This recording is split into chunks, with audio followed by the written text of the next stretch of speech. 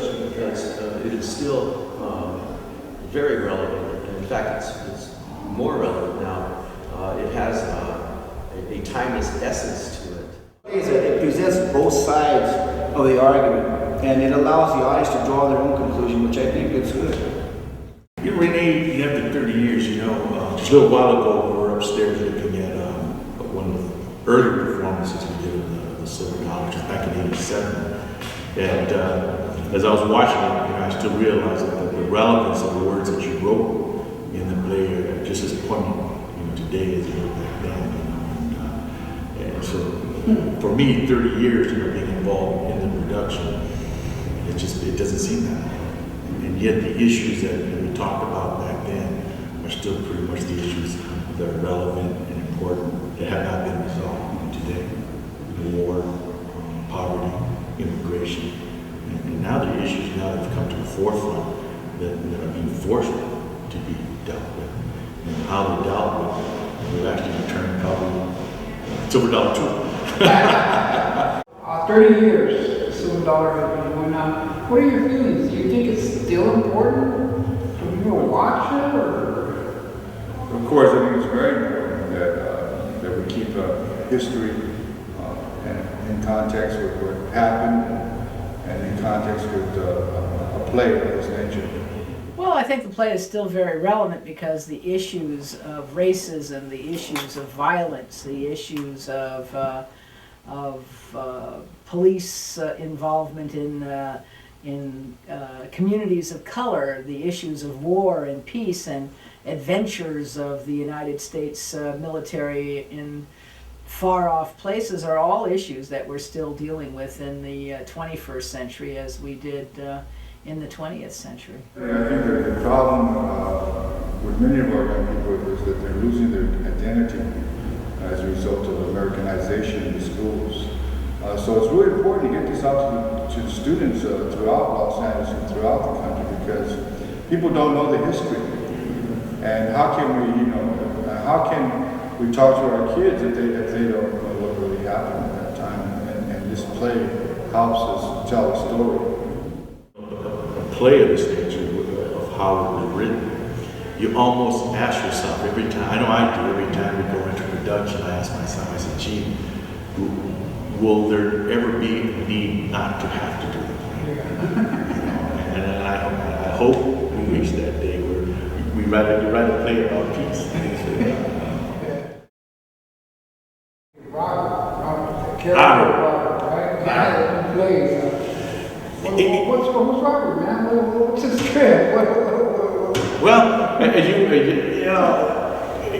from what I understand, when you had written the play, it was based on a family member who was returned from Vietnam, and likewise, like him, my experiences over there. And we have veterans that come to see the show, and they cry. Absolutely, we had one performance that one day where we're going through the flashback scene, the recreation. I'm having flashbacks, and one time we were doing it at the original Silver Dollar, where there was a group of veterans from Vietnam who come to the play, and they literally got down on the ground with me. And as you well remember, you were there, and they kept and the fact that we were acting as an actor for them, I couldn't break it. I couldn't break it, tell them, and whisper to them and say, it's only a play. No, because in understanding delay stress syndrome and flashbacks and all that, you just have to let them ride it out. I didn't want to take them out. They took me to the restaurant, lit a joint, and then I all the time I was thinking about the play going on outside of it in my mind, but yet I could still hear that they were ad-libbing and carrying on, and I told the brothers, I'm fine. He said, okay, we've kind of cool. So we all went out there, they sat down, and we went on with the play. But Robert is a character, I think it's once in a lifetime for an actor. It's just once in a lifetime. For me as an actor, to perform Robert, to get into this character every year that we've done it, every year the lines are the same. It's interpretation. How I say a certain line, a performance hasn't gone by for me these last 20-some years that I've been involved that I don't remember a friend who's killed in Vietnam. Not one performance, and there's been hundreds of them, that I've not remembered one person or a group of guys, particularly during the flashback scenes. I always remember some of my friends that were killed in action. And whether that adds to the character, the authenticity of Robert, I don't know. I think it has the audience response has told me that it's so real, but at the same time I am living or reliving a part of my life and a part of their lives. And that particular scene of Robert Morales is pivotal in the sense for all the students that we have coming to see the play. There's a lot of young people who come see the play, and it serves as significant. It's significant in that regard, in that they're able to see not only a piece of Chicano theater, original Chicano theater performed, but also to be able to see a piece of actual history that is still, in my estimate, contemporary history, and to relive. And then after the play, we get a play and say, my uncle was this way, my mom's boyfriend, my mom's husband was that way. And it puts our young people, this play has put people in check. It does put them in check and say, wow, these young kids got their SUVs, the MP3s, but they also know that if they're not vigilant, and by seeing this play, that they have to stay vigilant. And there are the possibilities, as there is right now, that they are being called up to war. We don't have the draft, but it doesn't mean that it cannot and still can be brought up. So the play for Robert, the character that I portray, he brings up issues. The guy just got to Vietnam. He loves the country, as I did when I enlisted.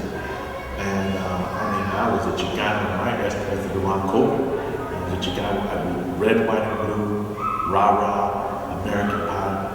But my home base was in Montgomery, Alabama. I arrived there right after the South marches, which juxtaposed a young Chicano like me coming from, Watts from East LA, all of a sudden be thrust into historical situations. The churches, I've been to, and we're talking 67. Here I was where the streets were Martin Luther King, the Civil Rights Movement. I was right in Montgomery. And my base was the Air University, the Air War College, where all the plans and wars were planned at that place. So it was just really, so that experience, and then when I traveled, when I would go out and come back in my mission with the military, I would bring back memories. And when I came back, I said, Jesus, an incident took place one time I was there where some young brothers, black brothers, had just returned from their second tour of duty in Vietnam. And in the Air Force, they had Red Horse. You were in the Army. And our special ops was Red Horse, which is the civil engineering, but they wore red berets. These young brothers, black brothers, came back, were wounded in action, received one received high commendations. Both had their Purple Hearts. Came back to Montgomery, Alabama, had been married, and went out to buy on the GI Bill. One went to Anniston, Alabama, and one went to Wetumpka. They were looking for homes, and they were shot at. I will never forget that day. And I use that experience in the play, the fact that here these guys, as you well know, coming back here, and we as Chicanos too, coming back to Bayonne, fighting for that right, and being shot. I was there when they came back to base and to go to the hospital. That instant, that day, turned for me. It turned. And I said, that's when I started questioning. As in the character of Robert, till the very end, until in the scene where the canister is shot and Reuben lies dead, that he finally realizes, wow, throws his medals down. As you wrote in the play, that day happened for me when I saw my young black brothers. I love the fact that they've done it over and over and over again. I always tell them it's the Ramona of the left, the Silver Dollar, because as a play, and they love to do it over and again because of the deep meaning that the whole event and the whole movement held for them. This was really the Chicano liberation movement, and that's exactly what it was. I think if anyone was to say a true American play, I would always, I tell people, I say, you gotta see the Silver Dollar, because it touches on issues of what patriotism is really all about. Patriotism is not someone that goes along with the status quo or goes along with whatever administration is in office. And if you question it, then all of a sudden they say you're unpatriotic.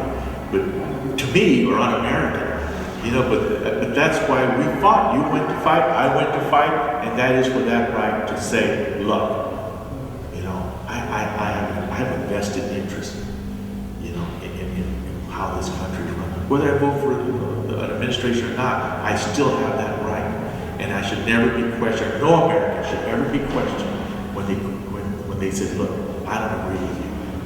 And in the play, it brings that up. August 29 and all the events of that period and the struggle of our people to make a better life for themselves. That's all the Chicano movement was. And for our people to have better education for their kids, employment for their people, justice for all people, and somehow or other, there were forces in our society that were determined not to allow the community. And as you know, and as your play on August 29 portrays tragedies due out as a result of that.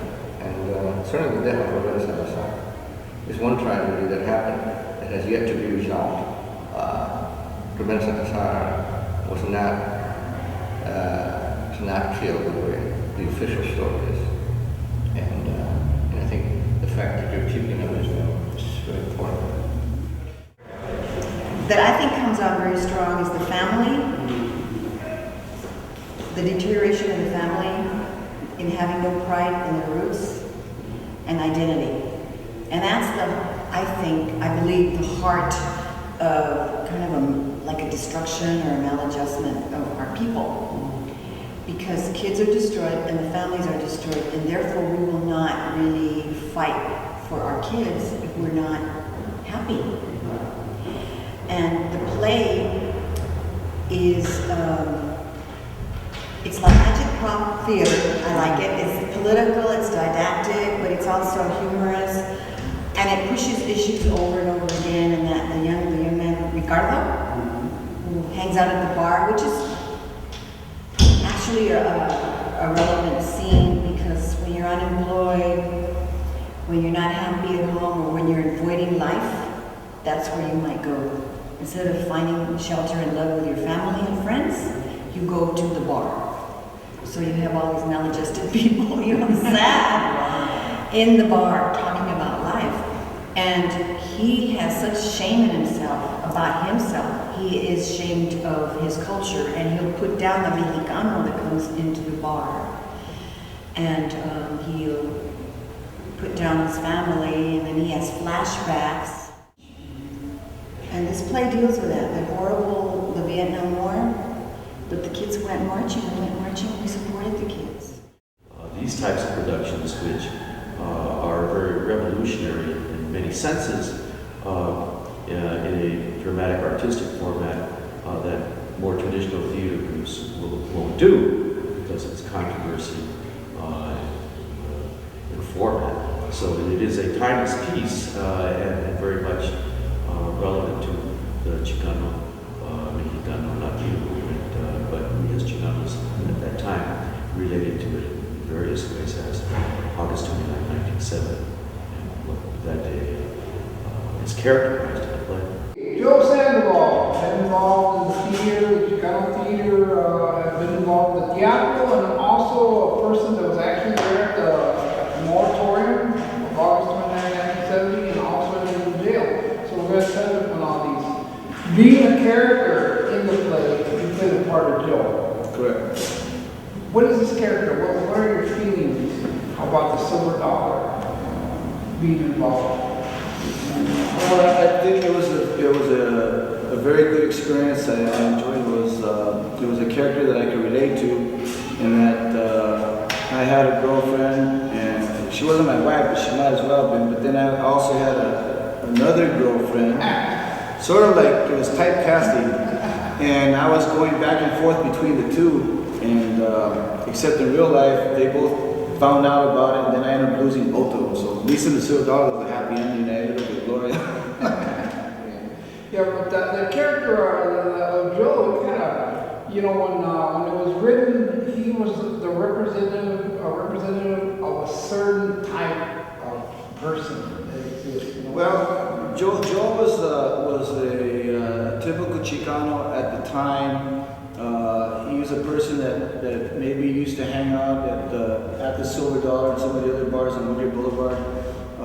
He was, you know, he was a Chicano power type person. He was with the movement, with the march, and he believed that there was a lot of power that Chicanos had, but his problem was that even though all of us together combined could do great things, in his mind, he used to see them stealing from each other, lying to each other, screwing each other, stabbing each other in the back. So to him, it was like very frustrating that all this stuff that's happening, but if we could all get together, we could defeat it, but then the internal strife between each other was something that it was hard for him to deal with. I think the play The Silver Dollar Saloon will be relevant for a long time to come. I wish it weren't. I wish that we weren't in Iraq. You know, the parallels between Iraq and the Vietnam War. I remember the first speech I gave against going to war in Iraq before it started, and some of the big demonstrations trying to prevent it. And a lot of us were castigated for comparing it to Vietnam. Oh no, it won't be like Vietnam. Vietnam was a civil war. Well, I think we see this as a civil war now, although I think we created the Civil War. It was essential that we be there to stop the falling dominoes of communism. Well, we don't say that about this, but we do say that there's terrorism and there's the war against terrorism. Just substitute terrorism for communism, and the rhetoric really hasn't changed very much. In fact, they even say, would you rather fight them there or over here, which was one of the Vietnam War themes. So I think, unfortunately, as long as we have an American government that sees that it is unchallenged militarily on the world scene, and that it can use that dominance to try to build an empire, which is, I think, what Vietnam was about as well. I think we're going to find the silver dollar altogether too relevant. I hope one day I can say, irrelevant. We don't need to talk about that anymore. We did it in the Silver Dollar Bar. It was very theater verite. There were people standing around in the bar who didn't even realize that the play was going on. They thought it was actually happening at the moment inside the bar. One guy threw a beer bottle at Ricardo when he was acting, and it was a rough little scene, but we had people sitting all around the room, back behind the pool tables and along the walls, and it was really a close but really great space. Rosemary was pregnant at the time, and this year when I did it again with them, which was the 35th anniversary, why the little baby that was in her tummy played the Estrella, played the brown beret in the play. Fortunately, we've always had a home somewhere in East LA. We've always had that home. So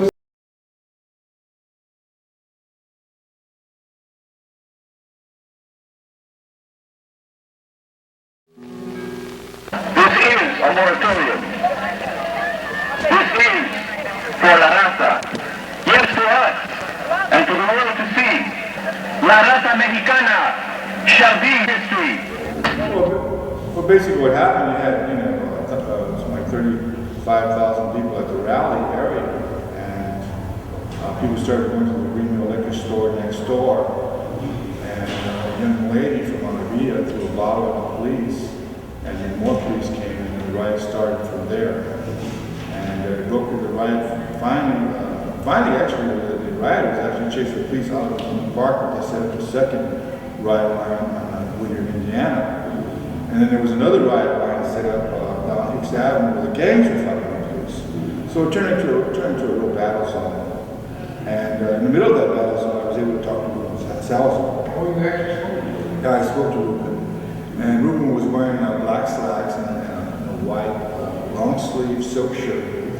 And I told him, hey Ruben, it's dangerous out here, and the way you're dressed, you stand out like a sore thumb. I told him you should be very careful.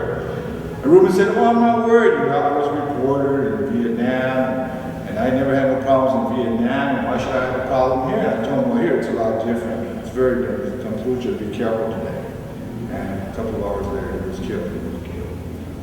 And when that happened, the Brown Berets, were they spread out? Were they around the area of the Silver Dollar, or had they left already? Well, basically, a lot of the Brown Berets were trying to monitor, putting themselves between the police and the demonstrators to slow down some of their momentum, because a lot of people were just throwing themselves at the police. Also, the sky was just raining with rocks and bottles were being thrown at the police all the time. And the Brown Berets went out there kind of put themselves between the police and the rioters, so not so many people would get injured or hurt, although a lot of people did get hurt and injured. And I think probably just before, because I know Ruben Salazar got killed around sundown as the sun was going down, and he went into the Silver Dollar Bar, and with another report from Channel 34, which respect them. And what happened was, basically, I went in there with a truck, a pickup truck, and I was driving when the Brown Berets was driving, and I was looking for the Brown Berets that might have been left out there, because we knew it was getting dark, it was getting very dangerous, cops were really getting furious, and so we went up and down and picked up the pickup truck, and picked up Brown Berets and anybody else that wanted to ride out of the area, because it was getting very dangerous. Right. And that's about the time Ruben Salazar got shot.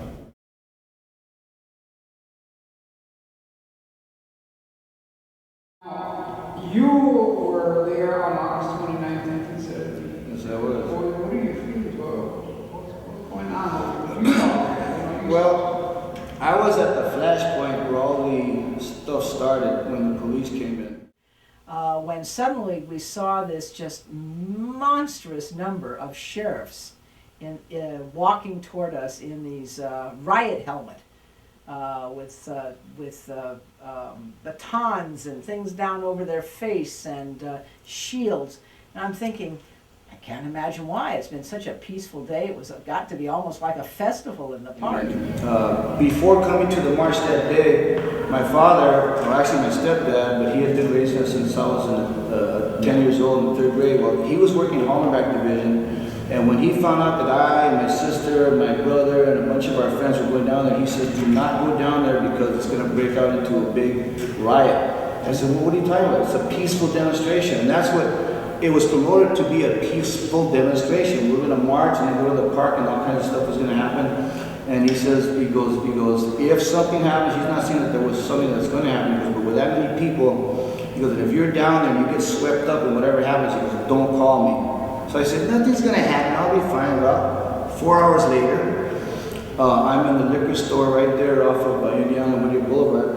The march had just finished, everybody was going to the park, and the store was packed. And everybody was waiting in line, paying for their whatever, beer, wine, candy, chicharrones. And there was a bunch of cholos that were in there, and they just didn't want to wait in line, so they just started grabbing stuff and running out the store. And pretty soon the worst went, hey man, you go in there and get free stuff. So I don't know if it was a Korean guy or Japanese, but he pushed the silent alarm button. And about 30 seconds later, here comes 2 sheriff's cars, and they get out. And the guys that had taken all that stuff, they started throwing it full. Valley High, Spaniata, 6 packs of beer, and they were crashing on the cops' cars. So the cops got in the car, they put on their helmets, got on the radio, and then that's when all the buses started rolling. And then you see the next thing you know, there's this big line, and all hell broke loose. I was 26 years old, not quite 26, 25, almost 26. I was teaching in Compton at Centennial High School, and some of my students had come with me to the moratorium. Not many, but a handful. And we had walked about 3/4 of the way in the march because we got there a little late. And we got to the park, and we were pretty far back in the park. We were, the park was sort of up against the fence for the baseball field. And then there was a small street, and then some houses across the street. And we were pretty much by that house across the street where the KMEX car, that's a television station here, a Spanish language television station, had been parked on the lawn of the house. And the students were talking about that with me, I remember very well. And everything seemed to be going along well. There was music, there was speeches, the kids were getting a little bored. We were thinking about maybe we'd go.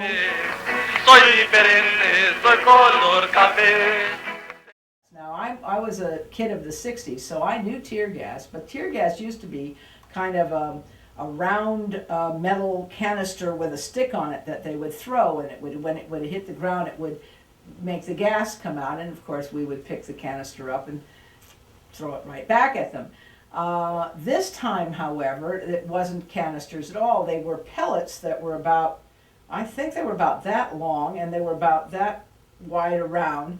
And I noticed, as I moved my students and myself away, because they were coming at us pretty hard, that they completely destroyed the KMEX car with these pellets, which broke through the windshield and broke through the tires and pretty much destroyed the car. I didn't think about that again until after we had been chased around the streets by the sheriffs for several hours. And the interesting thing is that they knew where all of our cars were back at the beginning of the parade area of where the march began, and we were literally cut off from our cars. So there was no way to leave. You couldn't go back to your car. They were between you and your cars, and we were literally being chased around the streets. And people were opening their front doors to total strangers and motioning for us to come in to get out of the gas and to get out of the way. And it was finally when there started to be some fires down on Whittier Boulevard, and most of the sheriffs went away from us toward Whittier Boulevard, that we were able to make a wide arcing circle back to our cars. And the first thing when I turned on the news as we were getting in the car to take them back to Compton, the kids back to Compton, was that we heard that Ruben Salazar had been shot. And then later that evening we heard he had not been shot with bullets, but with those same identical cylindrical canisters, not canisters really, bullets of gas. And I remembered thinking, I wonder if they had been trying to shoot him and thought he was in the car, because he was working for KMEX at the time. So I felt from the beginning that it was probably, he was marked as someone they were trying to get. You know, maybe it was I was young and I believed in conspiratorial theories, but maybe it wasn't, because I remember that the car had been hit many times by those by those, I don't know what you call them, projectiles, I would maybe say. And I thought that was an odd thing to do, because from where I was standing, of course, there was clearly no one in the car, so I couldn't imagine why they would shoot gas at it. But in any case, it was a pretty horrifying day for all of us. And the thing that was is there were so many people with small children. I mean, it wasn't just, I had teenagers at least, but there were people with little babies, because, you know, there was no action planned. There wasn't even civil disobedience planned for the day. We thought it was going to be a very quiet but very big and boisterous protest, and none of us had any idea who were there what precipitated the chasing us around the streets, or what got the massive response. But I can tell you one thing from having been at the Century Plaza when we saw hundreds of police come out of the garage at the Century Plaza Hotel when Lyndon Johnson was still in office, that it's always true when there's massive numbers of police or sheriffs suddenly on the scene that they had planned to do something. That I know for a fact. They don't have standing by huge numbers of people like that if they're not planning to move on you. So that much I don't think is a conspiracy theory. I feel that, Rene, looking back 30 years, well, now it's actually 36 years. This past year was the 35th anniversary this past year. For the murder of Ruben Salazar, the Chicano moratorium, the death, the murder of Ruben, the murder of Angel Diaz. We have to remember there was 3 people that were murdered that day. Lynn Ward, a young brown beret from Riverside, Angel Diaz, who was murdered in mysterious circumstances that day, and then Ruben Salazar. But in looking back at it, and all these years, fortunately, as I said, every children are involved, in the teatro, and they will hopefully continue on. Anything that we bring out in relation to the struggle that was taking place at the time is not something that is no longer relevant. It is very relevant today. Our right to protest, our right to bring out the truth as we see it, because we're Americans, and that we want to create a more just society, and that we're determined not to allow a continuation of the loss of so many young men, and now young women too, in war.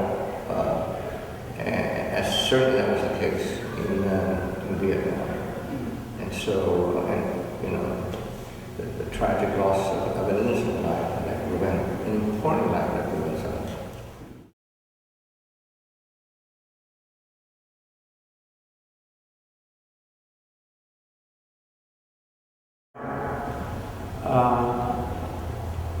The reason why theater was so important,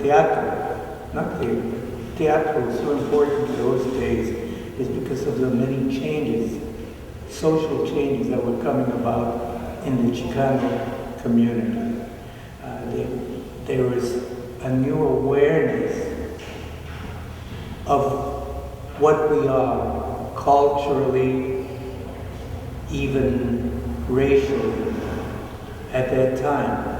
Chicano power was not just a coined word. It really meant something. Chicano power was really important in those days. Luis Valdez was really important in those days because Luis represented something that was happening at the time, which was Cesar Chavez and the United Farm Workers strike. The farm workers, Teatro Campesino was a legitimate tool of the Chicano farm movement.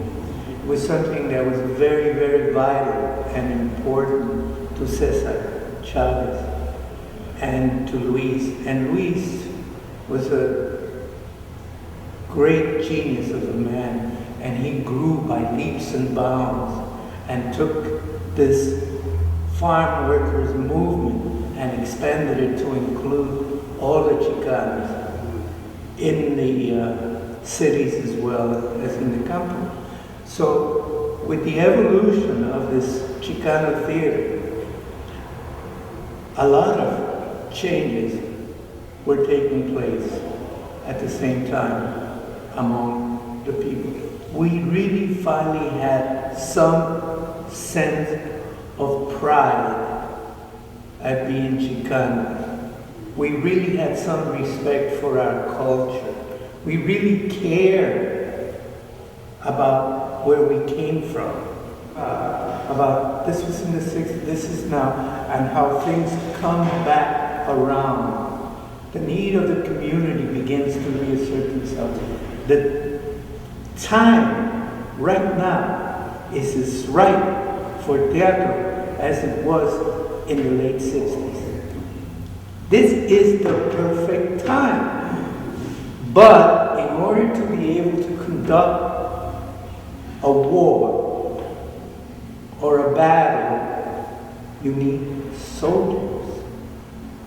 The most important thing to do right now among our people is to find people who care enough, who want to communicate, who want to dedicate themselves to reaching out to the rest of their peers, of the community, and begin to energize groups that will be willing to communicate in a special form. The best form that you can think of is theater, art, theater and music. Teatro Chicano without music is nothing. Teatro Chicano without our history is nothing. Teatro Chicano without awareness of our reality of the day is nothing. And Teatro Chicano can be all that. All. I think that there are two aspects to this, and one is the support of the creative effort of our community.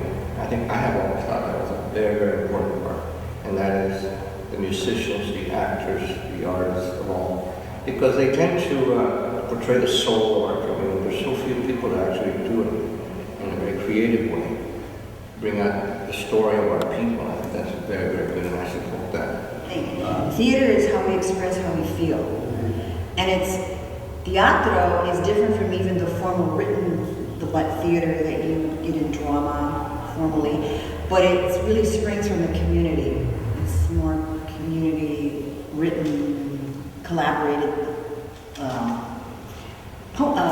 There's a consciousness. place, yeah, and you speak, and it's very political, and that comes from the community and the kids, and we need to awaken their voice so that they could use this. And I believe acting is like being an actor, being an activist in your life. Actually, there isn't much theater, any Chicano theater. There isn't even community theater that like there used to be. There used to be community little theaters in the parks and recreation, in public schools, where they're cutting out everything, art and theater, But there used to be more really theater.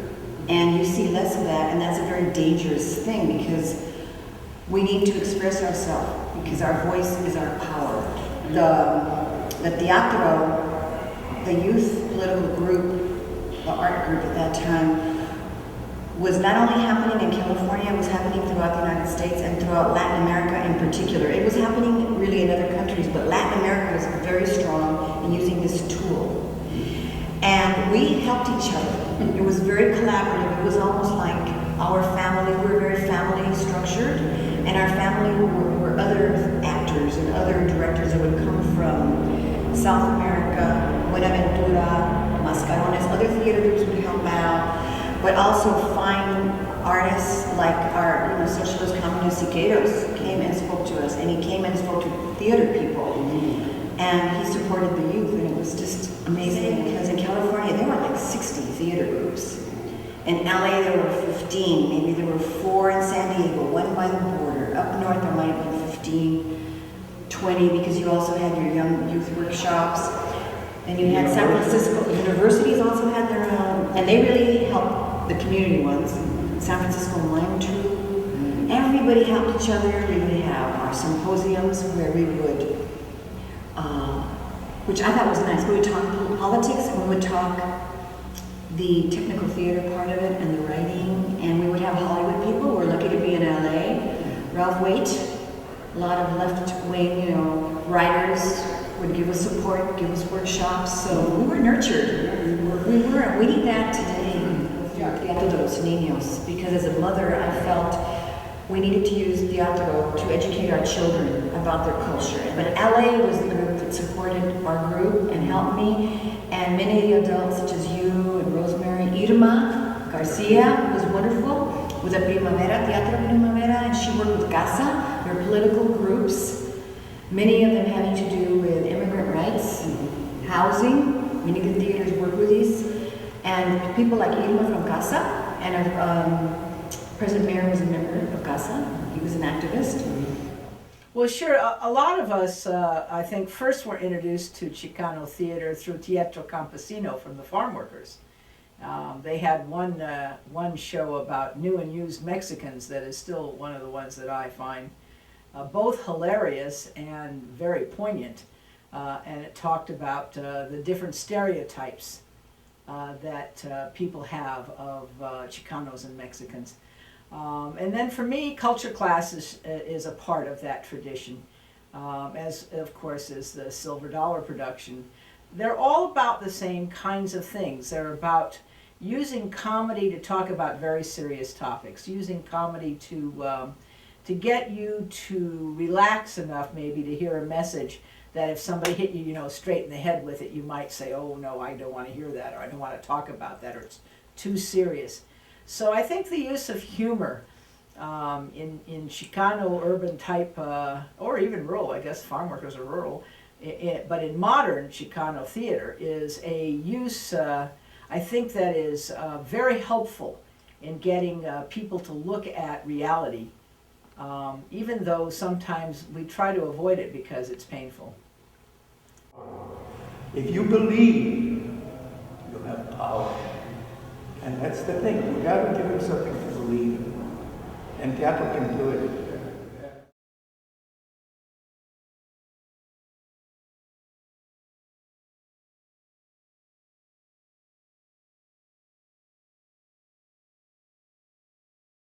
¡Viva la Revolución!